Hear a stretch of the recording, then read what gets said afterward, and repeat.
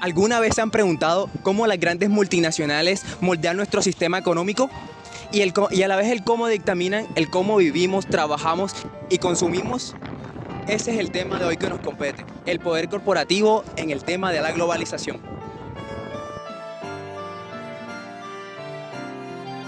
Imagínense un mundo en donde las decisiones de producción e inversión no solo afectan a los inversionistas y accionistas de las megaempresas, sino que también te afectan a ti y a mí. Estas tienen un impacto a nivel global en la economía, pero no solo se debe a que se encuentren en un país, es porque se encuentran distribuidas por todo el globo. Desde comienzo de la década de los 90, con la creación de la Organización Mundial de Comercio en el año de 1995, estas empresas o megacorporaciones han tenido un gran amplio crecimiento a nivel político, social y económico. Pero ¿a qué costo? Se ha destacado que, si bien estas empresas generan unas grandes ganancias, normalmente es a expensas de las comunidades locales y sus empleos. Vivimos en una era en que el enfoque global de las multinacionales es el enfoque global, expansión y además buscar el máximo provecho financiero de sus inversionistas. Esto significa a menudo que están conscientes y necesitan sacrificar aspectos muy importantes como la condición laboral, los seguros, los derechos laborales y claramente la privacidad en pro de maximizar sus ganancias. Además, no podemos olvidar su clara importancia en procesos democráticos y regulatorios, esto gracias a su poder de mercado. Por ende, estas empresas pueden tener un impacto significativo en la vida de todos nosotros. Es importante reconocer los aspectos negativos que se dan en estas, como la fijación de precios, los salarios y la democracia misma. Últimamente se le ha venido prestando una especial atención a los temas de monopolio tecnológico, en especial a los que son como Meta, WhatsApp, Facebook, con Zuckerberg. Pero, ¿cómo podemos solucionar esto? Es crucial la creación de medidas que protejan la privacidad del consumidor, del trabajador y del ciudadano, creando estas para evitar el monopolio de estas empresas tecnológicas.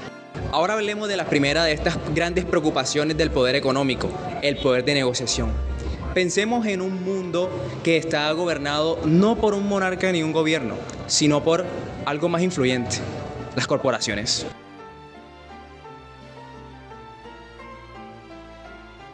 Verán, ahora, ¿qué pasaría si les dijera que estas dinámicas de poder corporativo están vinculadas con algo conocido como las políticas fiscales globales?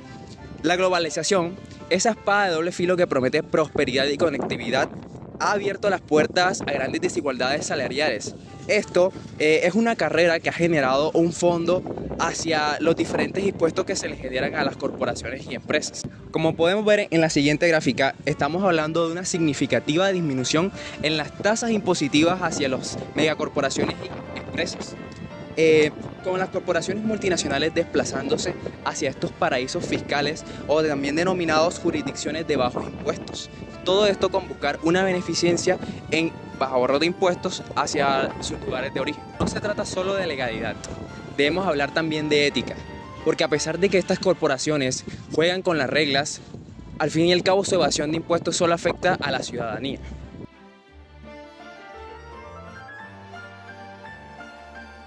Ahora veamos, una fábrica de vehículos de Estados Unidos o Canadá es trasladada a México o China. Este escenario se ha dado incontable número de veces, pero ¿cómo podemos explicar este proceso?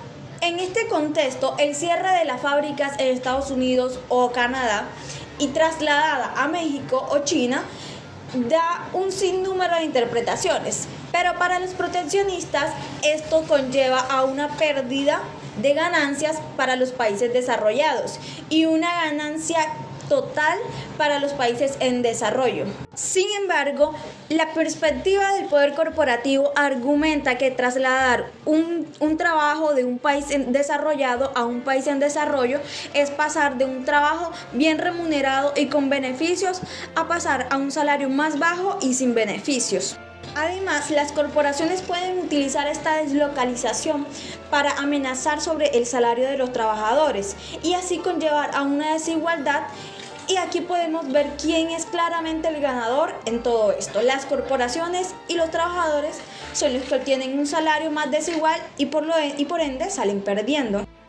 Y con esto, los defensores de la narrativa del poder corporativo no ven como solución cerrar las fronteras, sino que cada ciudadano, para defenderse a sí mismo, debe buscar la cooperación con ciudadanos de otras naciones. Asimismo, en contraposición al enfoque proteccionista, los defensores de la narrativa del poder corporativo indican que los ciudadanos deben protegerse a sí mismos, como anteriormente ya lo había mencionado, porque es la única solución. Asimismo, abogando por la cooperación entre ciudadanos y trabajadores de diferentes naciones para enfrentar así los desafíos de la globalización económica. Y acá les doy un dato muy importante. Los salarios en México han perdido poder adquisitivo y la brecha salarial entre Estados Unidos y México ha aumentado a un porcentaje muy alto. Los trabajadores mexicanos están lejos de darse la vida o el nivel de calidad que se dan los estadounidenses. Asimismo, un dato muy importante es que entre el 1994 y el 2011 la productividad aumentó casi un 80%, mientras que la compensación real por la hora a los mexicanos cayó en un 17%. Estas estadísticas significan que a pesar de producir más, millones de trabajadores mexicanos están ganando menos de lo que se ganaban hace 3 décadas. Muy importante.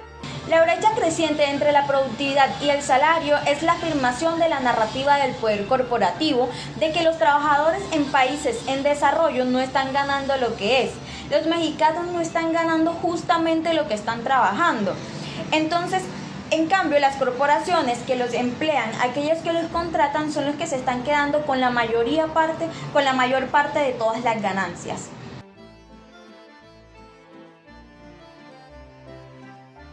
La segunda preocupación de la narrativa del poder surge con la reciente capacidad que tienen las multinacionales para utilizar las herramientas legales de los diferentes estados en su propia contra. Uno de los ejemplos más sonados ha sido el principio de preocupación que ha tenido la Unión Europea versus Estados Unidos, en donde el primero tiene una política en donde cualquier aditivo alimentario tiene que pasar por un proceso de regulación, independientemente de cuál sea este aditivo. En el caso de Estados Unidos, este no es así. Se puede agregar cualquier aditivo siempre y cuando no sea tóxico, sin ningún tipo de preocupación. Esto es un problema porque, como dice Rodrik, una regulación no se tiene que basar solamente en la ciencia, sino que también debe tenerse en cuenta las preferencias de riesgo de una sociedad. Como finaliza Vogt con esta idea, tenemos que dejar de pensar en el mundo como una especie de mercado internacional en donde se busca vender a toda costa. Y tenemos que verlo como lo que es, un mundo donde nunca se tienen que priorizar los intereses de los mercados internacionales por encima de los. Como dice Rodrik, tener en cuenta el riesgo de sociedad de cada estado tiene como consecuencia el hecho de que se hagan regulaciones legítimas. Pero esto no solo es que no pasa, sino que las multinacionales han conseguido que no solo es que haya regulaciones ilegítimas, sino que las diferentes regulaciones legítimas también son poco aprovechables para los trabajadores, en donde, por ejemplo, las multinacionales pagan en diferentes salarios mínimos a los trabajadores. Pero claro, no es lo mismo un salario mínimo en un país en vía de desarrollo que en uno en desarrollo, haciendo que hay una competición entre los segundos y contra los primeros. Pero los segundos no tienen ni el mismo salario, ni las mismas protecciones, ni los mismos privilegios que los primeros tienen, haciendo que sea una competencia injusta desde el principio. Este modelo de globalización representa todo lo que está mal con un mercado internacional actual, en donde por un lado se crean desventajas que son completamente ilegales y que solamente priorizan la competencia entre diferentes trabajadores, cuando es una competencia desigual y creada artificialmente por esas internacionales, las cuales violan los derechos laborales. Y por el otro lado, el afán que se ha visto para tener una armonía entre diferentes regulaciones ha hecho que se desechen algunas ideas que eran buenas, como por ejemplo el nivel de riesgo de cada país, el cual ha sido reemplazado por un nivel de riesgo internacional, el cual no funciona igual de bien como el anterior.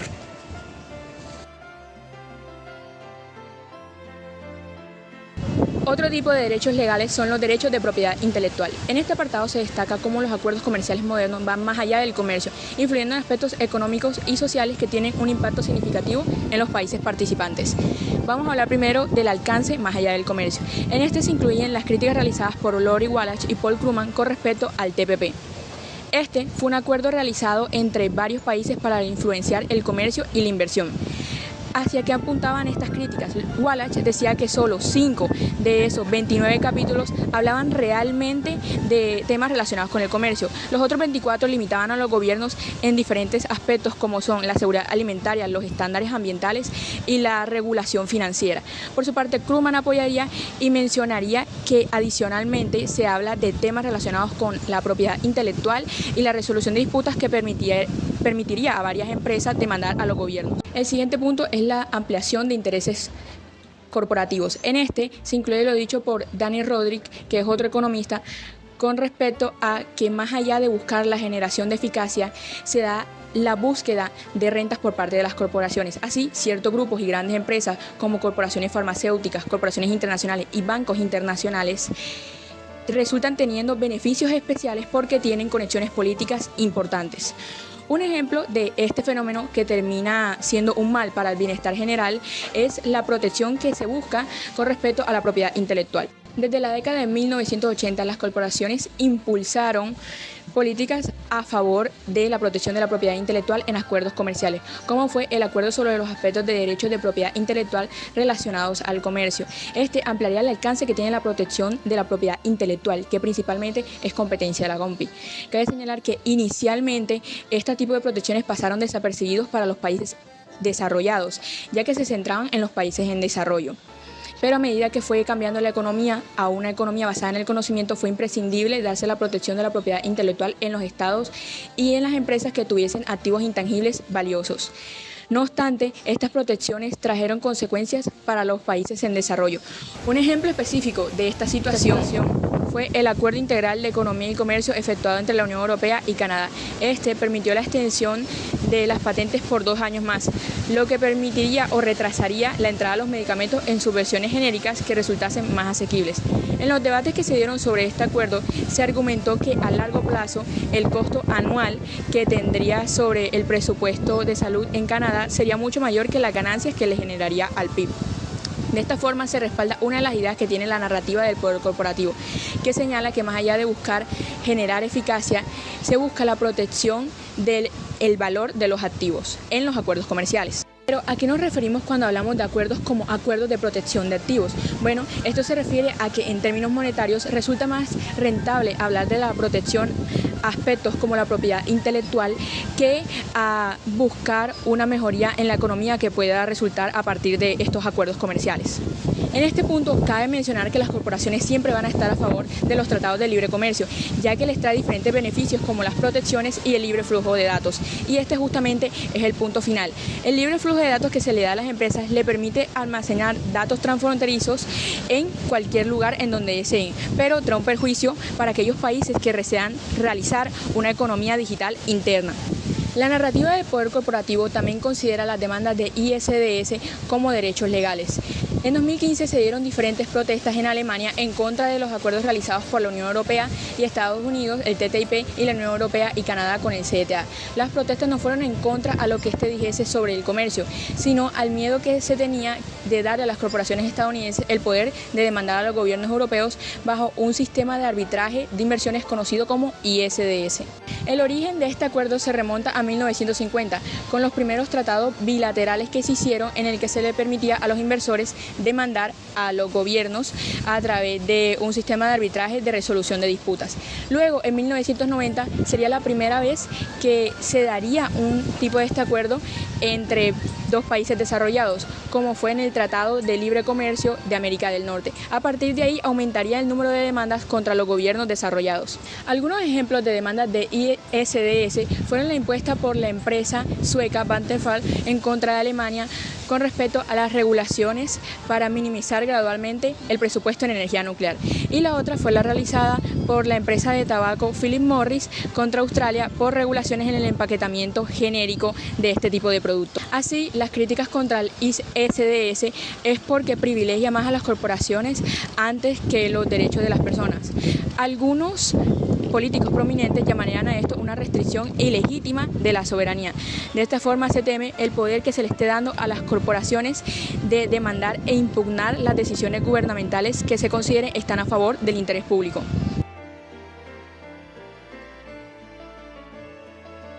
Para la narrativa del poder corporativo ha surgido un reciente problema con las llamadas megacorporaciones. Corporaciones con un poder adquisitivo tan grande que ya no solo superan a países en vía de desarrollo, sino que países desarrollados. Empresas como Google o Facebook tienen un igual poder adquisitivo que países como Francia, por ejemplo.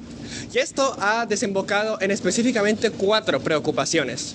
La primera de estas es la más tradicional de todas. Al ser empresas tan grandes que están dirigidas a diferentes puntos, pues no hay mucha competencia. Son empresas que están en todos lados, ¿no? Haciendo que sea muy difícil escoger otras que no sean esas. Y cuando hay competencia, las corporaciones simplemente las eliminan. Google ha adquirido más de 200 corporaciones a lo largo de su historia, haciendo que sea muy difícil rivalizar contra ella. La segunda de estas preocupaciones es el hecho de que al no haber competencia, estas megacorporaciones se ven con una menor necesidad, una nula necesidad de innovar y crear objetos o productos nuevos, ya que saben que solamente les van a comprar a ellos si no hay ninguna competencia. Y esto se ata muy bien desde la tercera preocupación, la cual ya no solo afecta a los consumidores, sino también a los trabajadores, ya que estos se ven presionados y obligados a trabajar con estas pocas megacorporaciones, haciendo que, por ejemplo, tengan un salario menor que no se correlaciona a los trabajos que están haciendo. Y si no les gustan, no tienen una elección, es con ellos o con nadie. La última de estas preocupaciones es una problemática que ahora ya trasciende lo económico y se mueve a una esfera social, en donde estas megacorporaciones tienen un poder gigante en nuestro día a día. Corporaciones como Facebook, Twitter son partícipes activos en las noticias, son partícipes activos en cómo nos sentimos ante las noticias. Y los gobiernos lo saben, utilizan estas nuevas herramientas digitales para cambiar la narrativa, utilizarlas a su favor.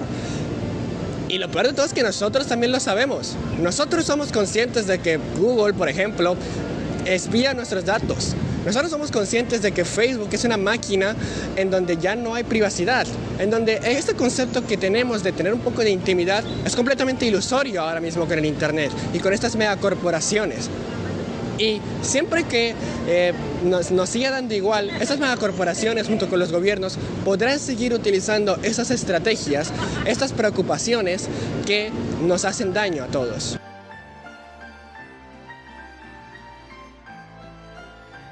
En conclusión, la narrativa del poder corporativo argumenta que las corporaciones multinacionales son los claros ganadores de la globalización económica.